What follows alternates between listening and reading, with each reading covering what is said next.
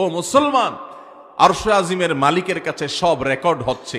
একটা একটা করে, একটা সুতা পরিমাণ কাজও যদি থাকে, পাই পাই করে, ফামান ইয়ামাল মিসকালা যাররাতিন শাররান ইয়ারা, বিন্দু পরিমাণ, যাররা পরিমাণও যদি কোনো খারাপ কাজ করেন, তার পরিণাম আপনাকে ভোগ করতেই হবে, করতেই হবে, করতেই হবে।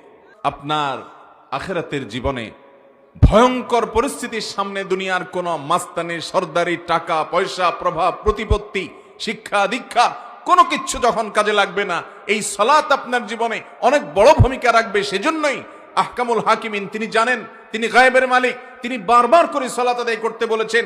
নবী করিম সাল্লাল্লাহু আলাইহি সাল্লামকে আল্লাহ মেরাজে নিয়ে দেখিয়েছেন নামাজ না পড়লে তার পরিণাম কি হয়, নামাজি ব্যক্তির তার পুরস্কার কি হয়। এজন্য তিনি বারবার করে দুনিয়া থেকে চলে যাচ্ছেন, তখনও বলে যাচ্ছেন, পুরো কথাও বলতে পারতেছেন না, তারপরও বলছেন আসসালাহ আসসালাহ। নবী সাল্লাল্লাহু আলাইহি সাল্লাম সেজন্য বলেছেন আউয়ালু মা ইউহাসাবু বিহিল আবদু ইয়াউমাল কিয়ামাতি আসসালাহ। ও মুসলমান, তোমার মৃত্যুর পর তোমার রবের সামনে তোমাকে দাঁড়াতে হবে, কিয়ামতের ময়দানে একত্র হতে হবে। এই জীবনের প্রতিটি পা ফেলার জন্য হিসাব দিতে হবে, প্রতিটা ছোট বড় কর্মের জন্য জবাবদিহি করা লাগবে।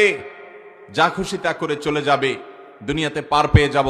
তুমি মনে করছো কেউ তো বাধা দিচ্ছে না, কই নামাজ না পড়লেও তো কোনো অসুবিধা হচ্ছে না, কই কোনো খারাপ কাজ করলেও তো পার পাওয়া যাচ্ছে, ফাঁকি ঝুঁকি দেওয়া যাচ্ছে, মানুষের চোখে ধুলি দেওয়া যাচ্ছে।